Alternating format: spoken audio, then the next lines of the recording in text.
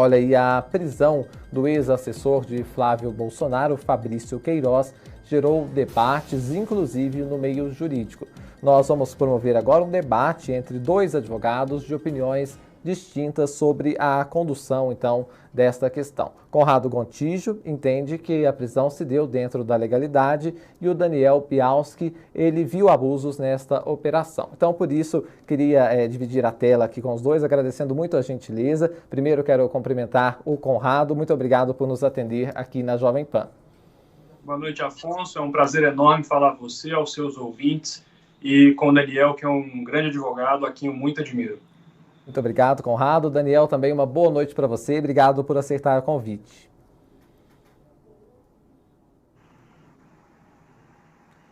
Bom, está funcionando, Daniel? Você me ouve bem neste momento? Eu acho que nós estamos com um pequeno problema técnico ao comunicar com o Daniel, mas vou fazer aqui um panorama, então, sobre a situação que nós vamos conversar hoje. Importante essa pluralidade de ideias, de opiniões, para a gente poder, então, detalhar, né, a prisão do ex-assessor do hoje senador Flávio Bolsonaro, Fabrício Queiroz. Ele foi preso em São Paulo, na cidade de Atibaia, uma cidade, então, do interior de São Paulo, fica próxima à capital paulista.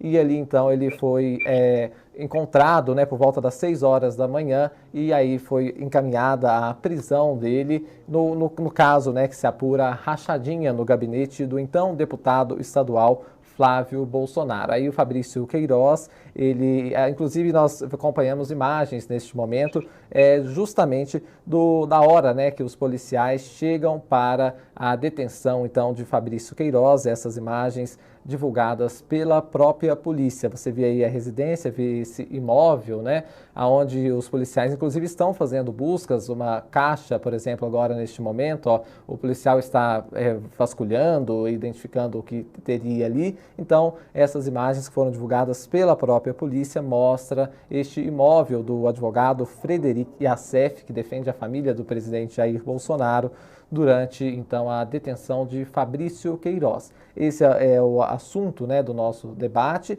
e depois, né, dessas imagens que a gente vê, a gente acompanha, o Fabrício Queiroz ele foi encaminhado para o Rio de Janeiro. É lá que é conduzida as investigações pelo Ministério Público e agora, então, ele está detido, está preso no Rio de Janeiro, para, então, que se investigue esse esquema de rachadinhas, que é essa parte de salário que é desviada, então, para o parlamentar. Importante dizer também, claro, né, que nesse esquema, como ficou conhecido o esquema de rachadinhas, outros parlamentares estaduais do Rio de Janeiro também estão sendo investigados, né, nesse sentido, até porque essa investigação começou com dados do COAF, que é o Centro lá de Controle de Atividades Financeiras, e pelo COAF foi que se percebeu estas movimentações atípicas. Então você acompanha aqui na Jovem Pan essas imagens, né, claro, imagens que rodaram o dia no noticiário, no momento da prisão de Fabrício Queiroz. Importante dizer ainda que ele trata, né, um câncer, ele trata esse câncer em São Paulo e também teria outros problemas de saúde, de acordo com o advogado. Nós vamos, então, fazer este debate detalhando esta questão.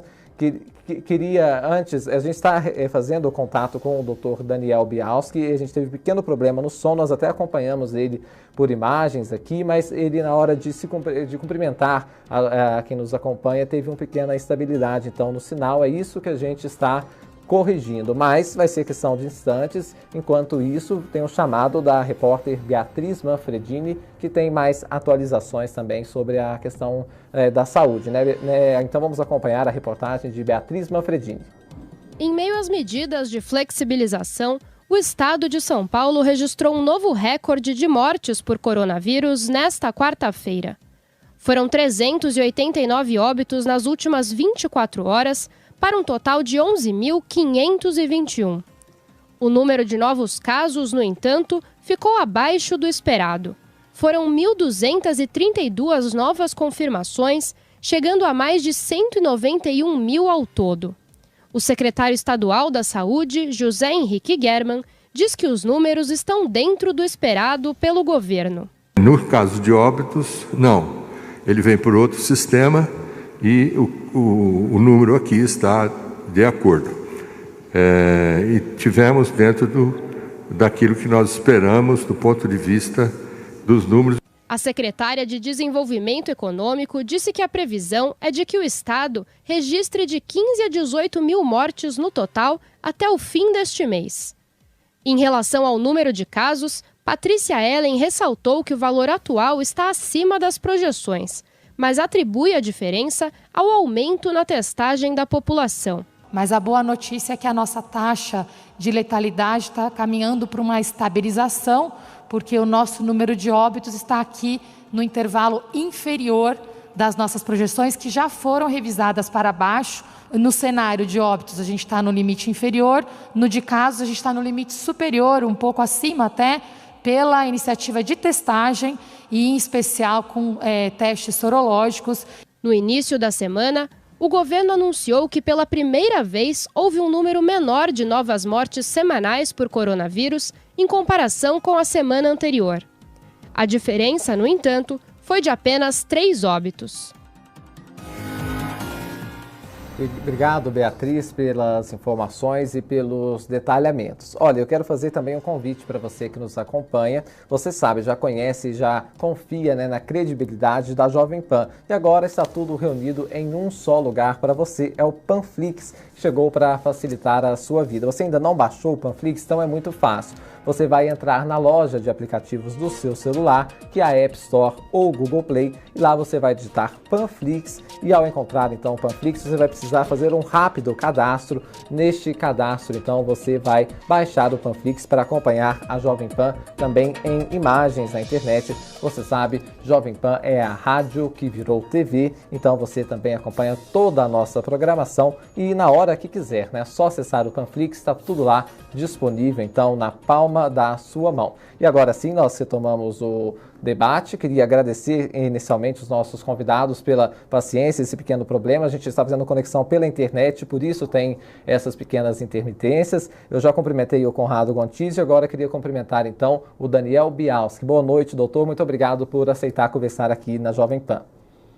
Boa noite, o prazer é meu. Boa noite a todos os seus ouvintes. Boa noite, Conrado. O privilégio e o apreço é recíproco. Pois é, para a gente fazer um debate saudável e colocar, né, algumas questões importantes em relação a essa prisão do Fabrício Queiroz. Queria começar pelo Conrado Gontijo, perguntar como que o senhor viu inicialmente, então, essa prisão que aconteceu logo cedinho no dia de hoje.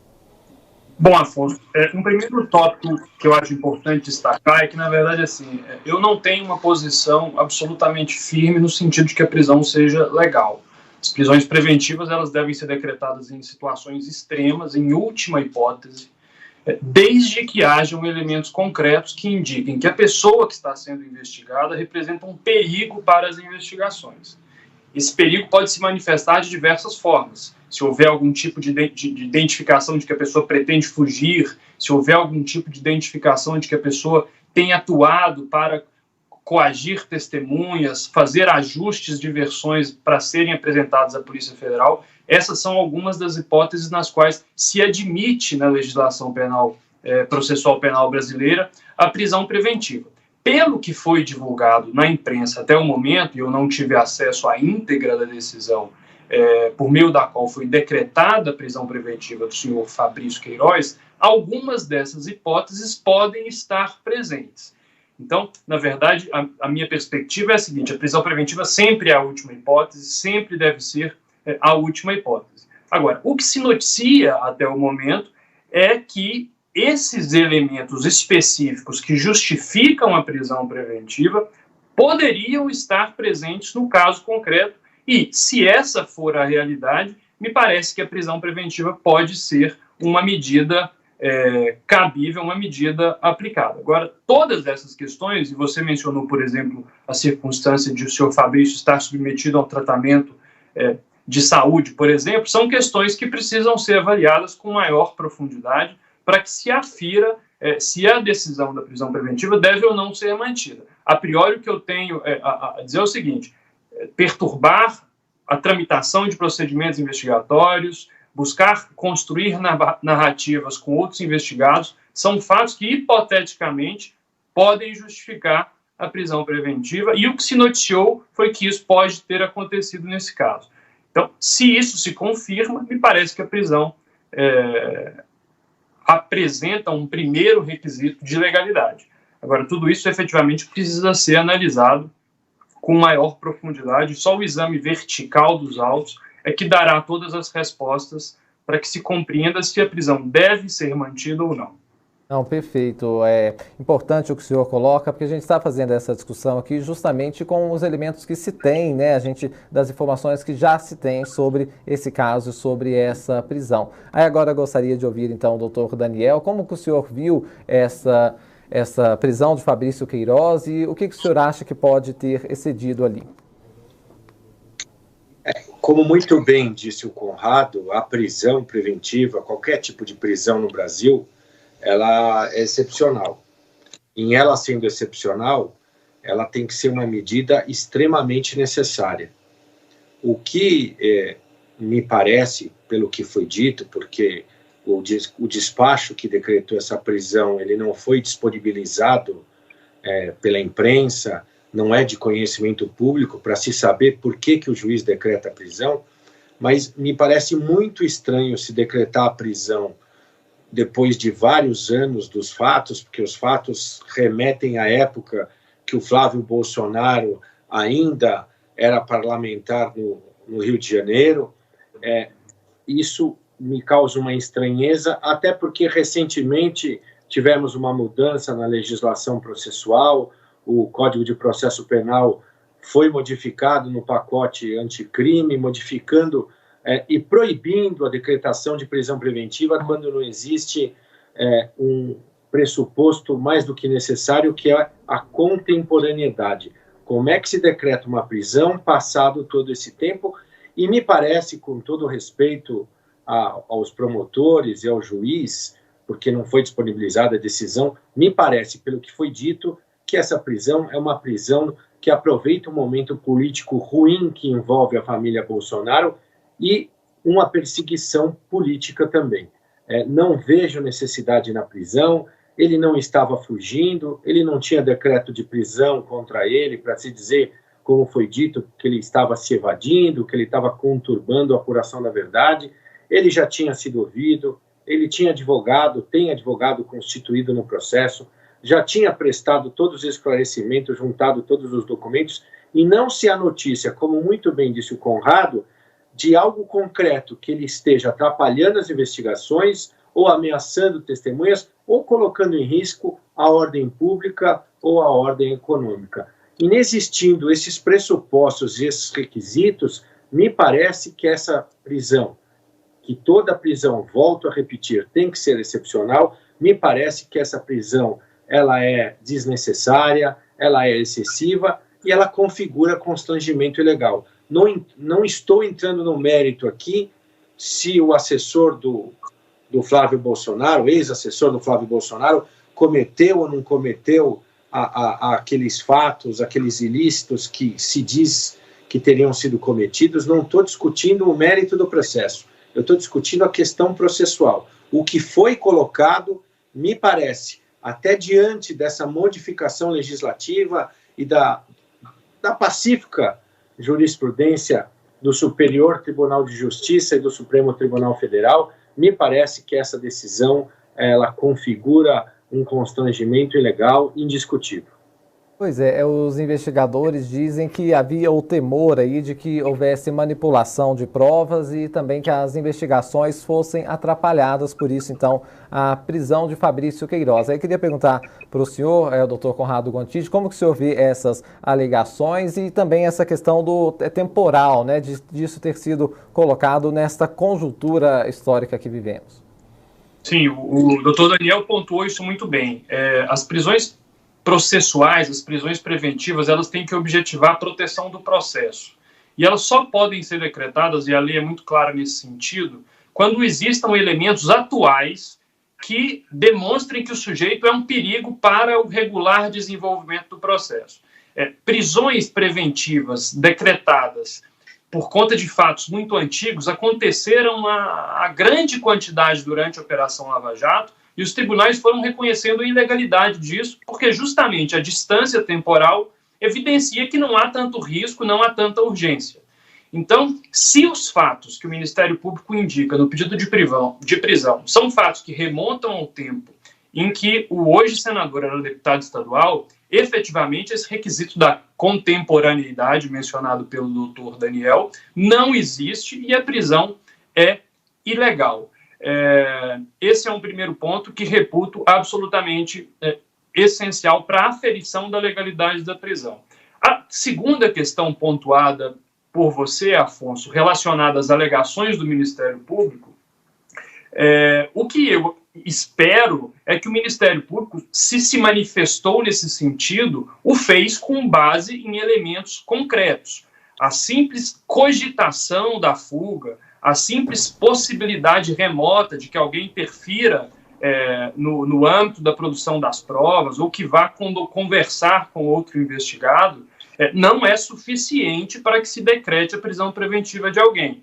É essencial para que essas prisões sejam decretadas que o Ministério Público consiga apresentar elementos atuais que preencham aquele critério de contemporaneidade, mais que isso, elementos concretos, objetivos. Seria preciso, para que essa prisão fosse considerada lícita, que o Ministério Público apresentasse, não sei se apresentou, não tive acesso aos autos, apresentasse dados concretos dizendo que, por exemplo, o senhor Fabrício, no dia tal, procurou interagir com uma determinada testemunha ou determinou que algum documento fosse escondido, algum documento fosse destruído. O pressuposto da prisão preventiva é esse: é preciso que os fatos sejam atuais, é preciso que os fatos sejam objetivos, concretos e demonstrados. Se a prisão foi decretada, e o que se noticiou são que esses fatos, em tese, existem, na minha opinião, se esses fatos existirem, ela é uma prisão que pode ser justificada com base no Código de Processo Penal. Mas, repito, esse exame depende de uma análise minuciosa do caso concreto e de uma decisão que não foi divulgada para o público. Portanto, as alegações dos promotores são sérias e, se estiverem confirmadas e disserem respeito a fatos atuais, poderão ensejar a manutenção da prisão. Agora, se os fatos são antigos e se o que o Ministério Público apresenta são meras conjecturas, aí efetivamente essa prisão é ilegal, é abusiva e deverá ser revogada.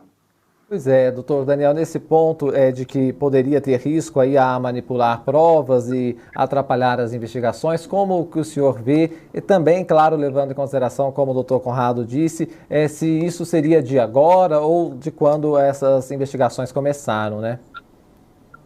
Então, como muito bem disse o Conrado, nada disso foi disponibilizado. Então, ficou um pouco difícil a gente opinar no caso concreto sem ter detalhes. Se o Ministério Público está dizendo que existe algo atual, que existe algo que justificasse a prisão, eu acho que ele deveria ter divulgado isso, até para não se pensar como se pensa, como eu penso, por exemplo, que se trata de uma prisão política, de uma perseguição à família Bolsonaro, que vive um momento conturbado por conta de todas as coisas que estão acontecendo no Brasil. O fato que foi muito bem posto pelo Dr. Conrado, e ele tem absoluta razão, é conjectura, ilação, suposição. A palavra do Ministério Público dizendo que tem isso ou aquilo não serve para decretar uma prisão. Tem que ter algo concreto, algo forte, algo sério, veemente, e não somente uma possibilidade, como se a gente pudesse fazer, como acontecia antigamente, que algumas decisões, alguns pedidos do Ministério Público se baseavam numa verdadeira futurologia. Se ele ficar em liberdade, ele poderá se evadir, ele poderá ameaçar testemunhas. Isso não serve mais. Isso está proibido, literalmente proibido na nova legislação, salvo o melhor juízo, é no artigo 315 no Código de Processo Penal atual, que diz tem que ser fatos novos, fatos contemporâneos e que indiquem de forma concreta a necessidade.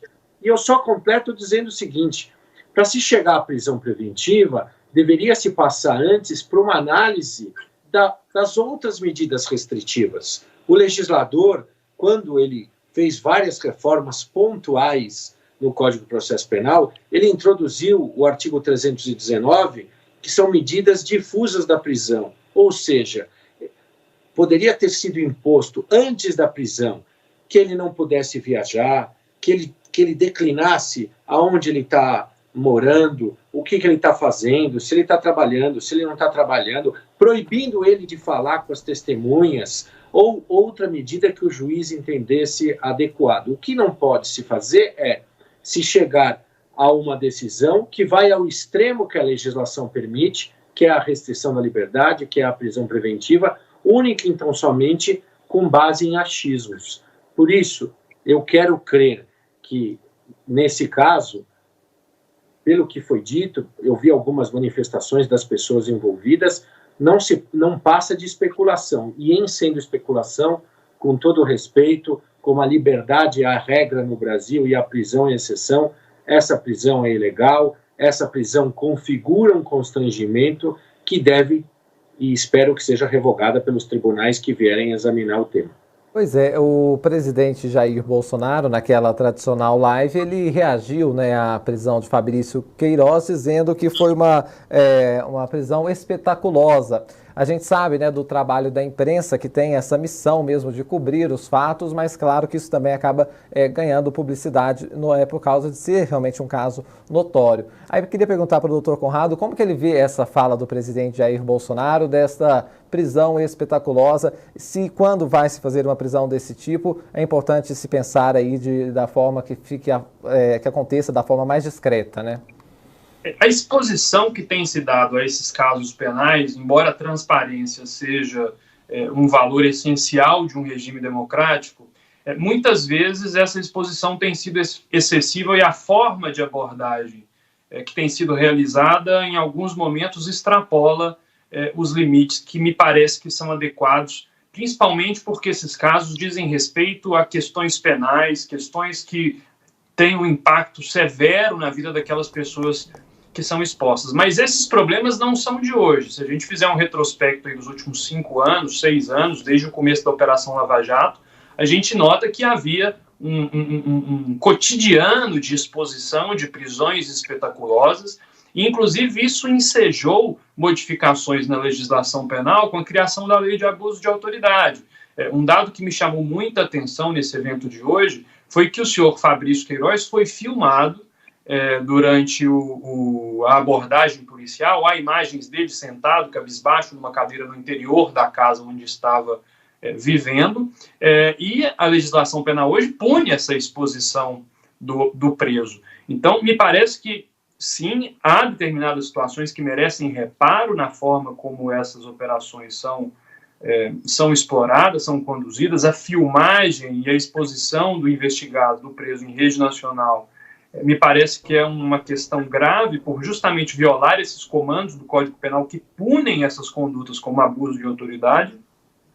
Mas o fato é que é preciso que se alcance um equilíbrio entre a transparência necessária às regras de um regime democrático e, ao mesmo tempo, a preservação, que também é fundamental e que também caracteriza qualquer democracia, a preservação dos direitos fundamentais daqueles que são submetidos às investigações, aos processos, às buscas e repreensões, etc. Não é fácil alcançar esse equilíbrio, a Constituição busca dar balizas para isso, o Código Penal também, e me parece que nesse caso de hoje, assim como em vários outros, há situações, há um episódio célebre do ex-governador Sérgio Cabral sendo arrastado, todo acorrentado e tal, aquilo também foi uma grande violência de direitos fundamentais, assim como me parece que essa exposição da imagem do Fabrício hoje também representa uma violação aos direitos fundamentais dele e talvez com esse objetivo de tornar esse evento um grande espetáculo. Pois é, doutor Daniel, queria a sua percepção sobre isso, essa fala do presidente Jair Bolsonaro, falando aí uma prisão espetaculosa. Eu ratifico tudo o que disse o Conrado, ele tem razão em todas as colocações dele. Me parece injustificável aquela quantidade de policiais, helicóptero, como se tivesse atrás de alguém que era altamente perigoso, que ia receber eles armados, que ia atirar na polícia. Não tinha qualquer indício, qualquer suspeita que isso pudesse acontecer, e foi realmente uma prisão espetaculosa. Parece que é uma prisão para sair nos principais jornais mesmo. Para quê? Para colocar e mostrar para a sociedade olha, até as pessoas importantes ligadas ao presidente, elas podem ser presas, elas podem ser investigadas, mas o Brasil não precisa disso. Eu acho que a população já está sofrendo tanto com este momento de pandemia, essa insegurança em relação a tudo, em relação à saúde, em relação à economia, que não se precisa fazer isso, como se a falta da novela atual fizesse com que essas ações tivessem repercussão. Isso, com todo o respeito, mais uma vez, à Polícia Civil de São Paulo, a quem eu respeito, não pode acontecer. Por isso foi criada a Lei de Abuso de Autoridade, e eu não tenho dúvida que vai ter que ser apurada a responsabilidade, quem autorizou essa gravação, quem fez isso, como fez, por que repórteres estavam acompanhando. Isso é uma coisa que nós, os advogados, sempre reclamamos. Além dos advogados serem últimos a tomar conhecimento do que consta do processo, porque muitas vezes a imprensa sabe antes do que a gente, situações dessa mostram que alguma coisa está errada. Se pretende mudar o Brasil em relação a vários conceitos, que se respeite também as leis que estão vigentes. Bom, nós estamos conversando aqui na Jovem Pan com os advogados Conrado Gontijo e também Daniel Bialski sobre a prisão, então, de Fabrício Queiroz, colocando em perspectiva, fazendo uma análise, então, desse fato importante do dia de hoje. E aí eu queria começar perguntando agora para o Conrado os próximos passos, né? Quer dizer, a gente assistiu, até mostramos essas imagens que foram disponibilizadas pela polícia da prisão do Fabrício Queiroz, e a partir de agora, como deve ser a conduta do Ministério Público na apuração desse esquema de rachadinhas? O Fabrício Queiroz deve ser ouvido, e aí falar também, ou ele já tem um advogado, e como que o advogado deve proceder, inclusive já tem a informação de que deve pedir um habeas corpus justamente por causa do estado de saúde, né? Sim, essa investigação que já vem sendo realizada há muitos anos e tal, muitas diligências precisarão ser realizadas a partir dessa medida cautelar que foi realizada hoje. É possível que o Ministério Público queira ouvir o senhor Fabrício Queiroz, que tem o direito, inclusive, de não se manifestar, o direito de não produzir prova contra si, ou o direito a ficar em silêncio. Eu li que foram apreendidos aparelhos telefônicos que serão submetidos a exame pericial. Quer dizer, o rito que será seguido é o rito de qualquer investigação criminal. A autoridade policial, o Ministério Público vão buscar identificar quais tipos de medidas precisam ser tomadas para compreender o que aconteceu em relação às tais rachadinhas, e, naturalmente, isso deve ser feito assegurando-se ao investigado todos os direitos e garantias fundamentais. E, nessa linha, o advogado dele terá a condição de, a partir do exame dos autos, avaliar qual é o melhor caminho de defesa a seguir. Provavelmente vai buscar, justamente com base nessas questões que a gente mencionou aqui, a falta de contemporaneidade entre os fatos e a prisão, a circunstância de que ele aparentemente não estava foragido, tinha se manifestado por escrito no âmbito do procedimento investigatório. O advogado vai escolher o caminho estratégico para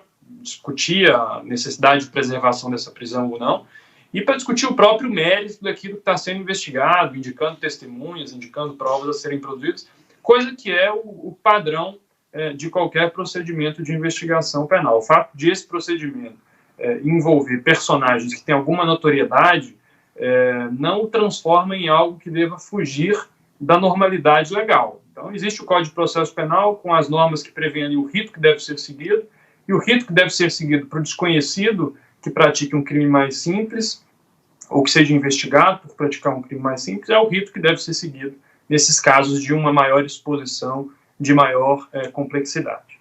Pois é, e aí, doutor Daniel, para agregar também essa questão, foi uma prisão preventiva, então não há um prazo necessariamente para que ele seja solto, né?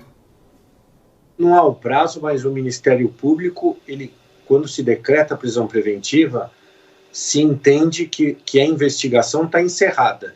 O Ministério Público tem que pedir para essa investigação ser encerrada, e o Ministério Público, de acordo com a nossa lei processual, ele tem um prazo para oferecer denúncia.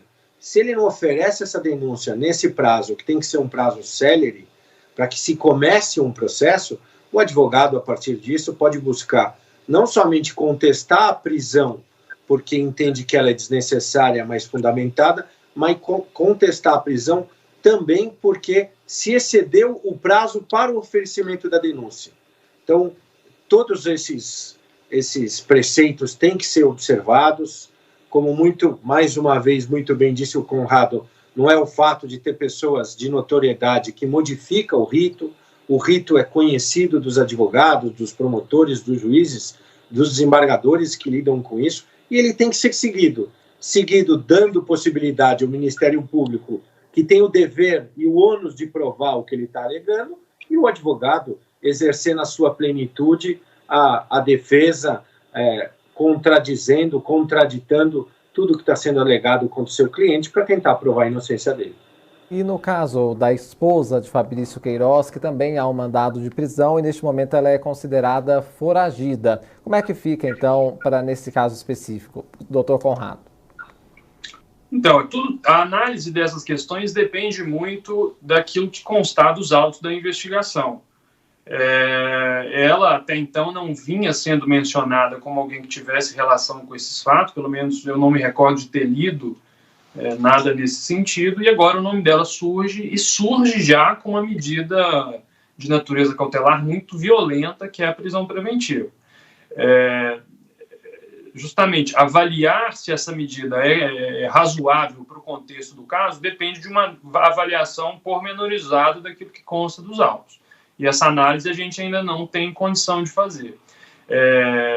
Pelo que se divulgou até agora, ela não teria sido encontrada, e essa é uma questão que será sopesada pelo juiz, pelo Ministério Público, pelo próprio advogado, no que diz respeito à análise da prisão dela. Mas esse é o ponto. Assim, existe ainda uma zona de incerteza grande em relação à situação dele, maior ainda em relação à situação dela, no que diz respeito às motivações dessa prisão, aos dados concretos que tenham justificado a adoção dessa medida cautelar, que é uma medida cautelar, de fato, extrema e excepcional. Então, o cuidado que deve ser dispensado na análise do caso dele também deve ser, talvez ainda com um grau maior, dispensado também para a análise do caso dela. Pois é, doutor Daniel, como é que fica? Ela se apresenta às autoridades?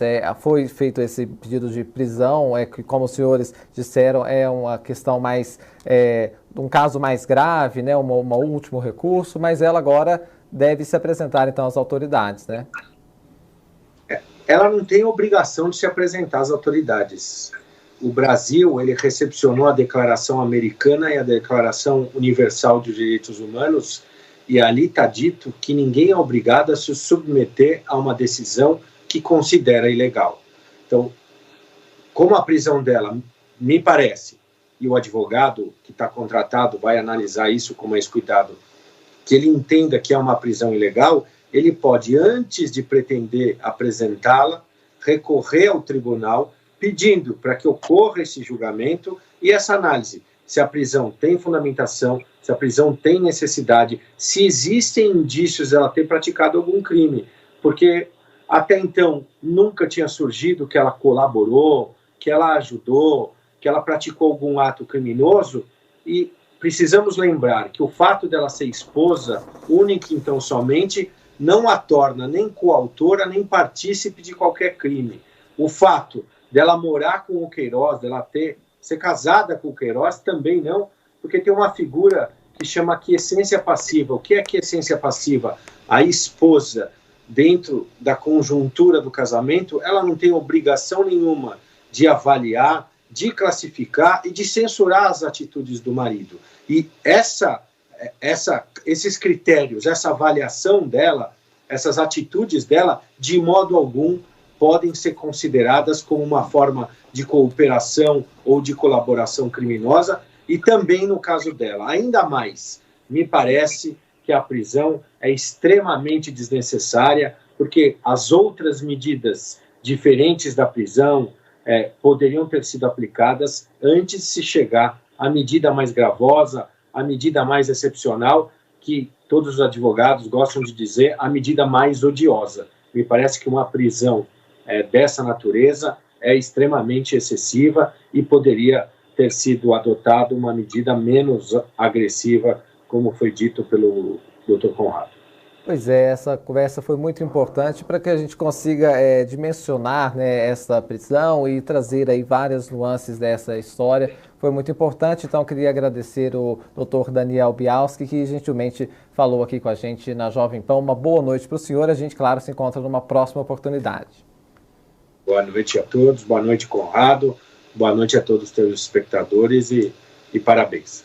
Doutor Conrado, queria também agradecer muito os esclarecimentos, a disponibilidade de nos atender aqui na Jovem Pan. Uma boa noite para o senhor. Muito obrigado, Afonso, muito obrigado a todos os que nos acompanharam e muito obrigado ao meu grande amigo e companheiro de batalhas na advocacia, Daniel. Muito bem, um abraço a todos. Boa noite. A gente segue com as principais informações do Brasil e do mundo, colocando em análise, em perspectiva, então, esse fato importante do dia, que é a prisão de Fabrício Queiroz.